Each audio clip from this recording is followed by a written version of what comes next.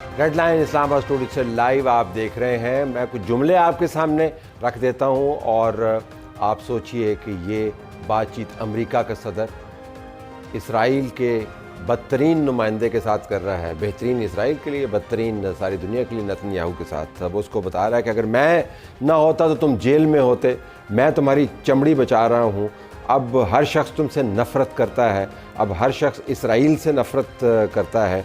और उसके साथ बीच में उसको 4-5 गालियाँ भी धरी और कहा कि तुम बहुत नाशुक्र आदमी हो और इंसान बन जाओ वगैरह वगैरह। ये रिपोर्टिंग आपको किसी ईरान के या तुर्की के या पाकिस्तान के या ओमान के मीडिया से नहीं मिल रही, उन मीडियम्स से मिल रही है, उस मीडिया से मिल रही है जो डोनाल्ड ट्रंप की बातचीत को हकीकी अंदाज में रिपोर्ट करता रहा है। और इस बातचीत का अभी तक अमेरिका की तरफ से डिनायल भी नहीं आया। ये नेतन्याहू के बारे में जो डोनाल्ड ट्रंप का व्यू है, जो दुनिया भर के अंदर मशहूर है, वो नेतन्याहू अपने आप मैजिक क्यों नहीं चला पा रहा डोनाल्ड ट्रंप के वाले से। ये मामला हम देखने के लिए आयशा तंजीम के पास जाएंगे जो हमें शिकागो से ज्वाइन कर रही होंगी। जी, हम आपको अमेरिका लिए चलते हैं जहां पर आयशा तंजीम ने हमें ज्वाइन किया है और जो मामला आपके सामने रखना चाहते हैं कि शोबा बैनुल-अक़वामी ताल्लुकात से मुंसलिक जितने भी लोग हैं या तारीख़ी तौर पर जो लोग इन मामलात को देखते हैं वो हैरान हैं कि अमेरिका का सदर इसराइल के नुमाइंदे को गालियां निकाल रहा है। और ये वो नुमाइंदा है जो इसराइल की तरफ से बहुत बड़ा काम अपनी तरफ से करके आया है कि उसने ईरान को भी नीचा दिखाया और लबनान में भी घुस गया। ऐसा क्यों हो रहा है? लेकिन बात करने से पहले मैं आपको एक ब्रेकिंग न्यूज़ दे दूं कि हुकूमत ने ये कह दिया है कि दुकानें और मॉल्स जो हैं, शॉपिंग मॉल्स, वो बंद करने के औकात उन्होंने बढ़ा दिए। अब दुकानें हर तरह की 9 बजे तक खुल सकती हैं और रेस्टोरेंट्स 11 बजे तक। ये इसहाक डार साहब की ज़ेर सदारत इजलास में फ़ैसला हुआ। That's an important news. But Ayesha, I am coming to you on this. ये कितना अनहोना है अमरीकी सदर का इसराइल के हुकूमत के हेड को हिट करना और गालम गलोच करना और फिर तरदीद का नाना। How exceptional is this? देखिए तलत, ये अगर कोई भी अमरीकी सदर होता तो शायद बहुत ज़्यादा अनहोनी बात होती, लेकिन सदर डोनाल्ड ट्रंप के हिसाब से ये उतनी अनहोनी बात नहीं है। ज्यादा अनहोनी बात यह है कि ये बात लीक हो गई और मीडिया में आ गई। 2 वाकयात मैं आपको याद कराऊंगी। एक वाकया हुआ था जब इजराइल ने कतर पे हमला किया था, और आपको याद होगा कि सदर डोनाल्ड ट्रंप ने बेंजामिन नेतन्याहू, बीबी नेतन्याहू से फोन करवाया था अपने सामने बिठाकर, जबकि कतर से उन्होंने माफी मांगी थी। और दूसरा वाकया था जब अमरीकी, पहली दफा ये हुआ कि एक अमरीकी सदर ने एक टीवी कैमरे पे एक गाली दी और इजराइल और ईरान को कि ये दोनों मुल्क जो हैं ये क्या कर रहे हैं।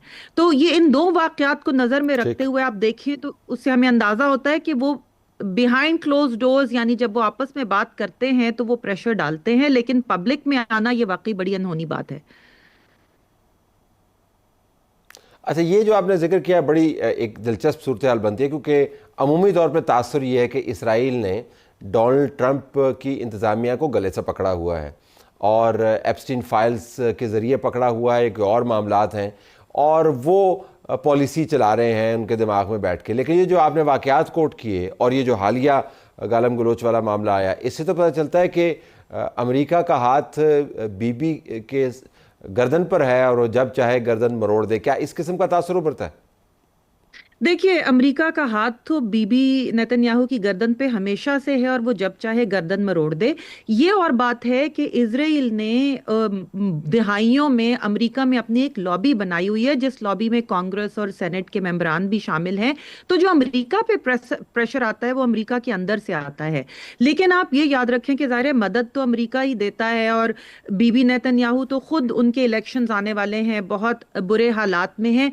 तो अपर हैंड देखिए, जो हुआ था, जो कि मेरे अंदाजे के मुताबिक, और मैंने जो दूसरे लोगों से भी बात की है, ये नहीं हुआ था कि बीबी नेतन्याहू आए होंगे और उन्होंने सदर ट्रंप को कहा होगा कि ये आपको जरूर करना है।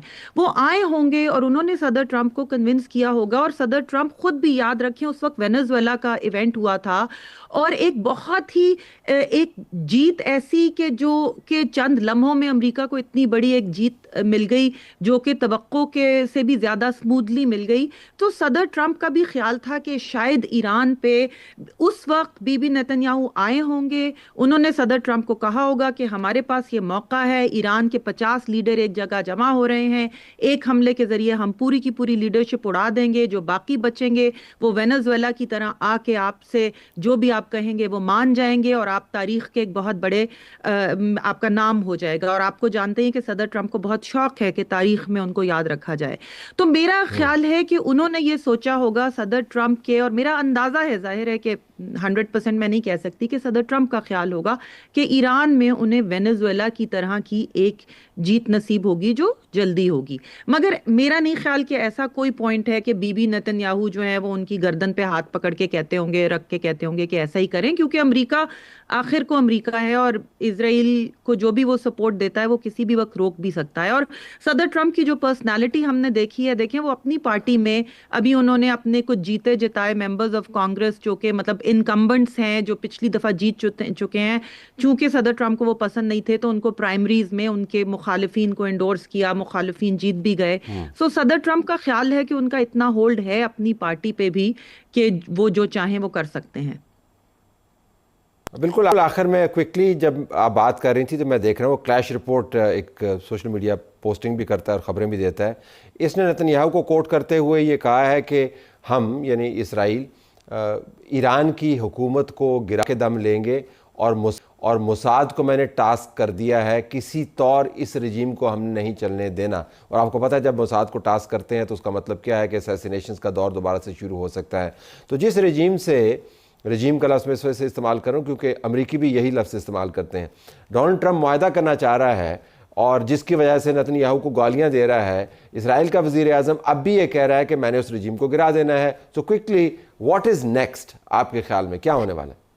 دیکھیں بہت سارے جیسے کہتے ہیں نا شطرنج کے مہرے ان پلے ہیں اس وقت. آج اور کل اسرائیل اور لیبنان کے دونوں کے ریپرزینٹیٹیوز واشنگٹن ڈی سی میں موجود ہیں, ان کے درمیان ایک بات چیت ہو رہی ہے. دوسری طرف مارکو روبیو نے آج امریکی سینٹ کو بتایا ہے کہ 2 فیزز میں امریکہ ایران سے بات کرے گا. پہلے فیز میں آبنائے ہرمز پوری طرح کھولا جائے گا جس میں کوئی ٹول نہ ہو اور کوئی فائرنگ نہ ہو, اور اگر ایسا ہوا تو امریکہ ان کی مدد کرے گا وہاں سے وہ جو لینڈ مائنز یا سی مائنز ہٹانے میں. اور دوسرے فیز میں ایران کے یورینیم انریچمنٹ کے اس پہ بات ہوگی, اور اگر پوری طرح یورینیم انریچمنٹ پہ بات ہو جاتی ہے تو سینکشنز ریلیف پہ بات ہوگی. تو یہ تو ایران پہ بات ہو رہی ہے, لیبنان پہ بات ہو رہی ہے. مگر جو بہت امپورٹنٹ بات یہ ہے کہ اس وقت بی بی نیتن یاہو جو ہے وہ اسرائیلی جو کنیسٹ ہے یا اسرائیلی جو پارلیمان کے ایکویولنٹ ہے وہ ایک ووٹ کر چکی ہے کوئی 10 دن پہلے کہ وہ ڈیزالو ہوگی. اس کا مطلب ہے کہ ستمبر اکتوبر میں الیکشن ہوں گے, اور اسرائیل کے پولز میں بی بی نیتن یاہو کی I have to leave it there. Unfortunately time is up. لیکن یہ ایک بڑی ڈسکشن ہے جس کو ہمیں جاری رکھنا چاہیے. پہلی مرتبہ پبلکلی یہ دائمی الائز ایک دوسرے کے خلاف اس طرح کی باتیں کرتے ہوئے نظر آ رہے ہیں, اور بین الاقوامی تعلقات کے اندر یہ ایک حیران کن ڈیولپمنٹ بھی ہے. Thank you very much for being with us.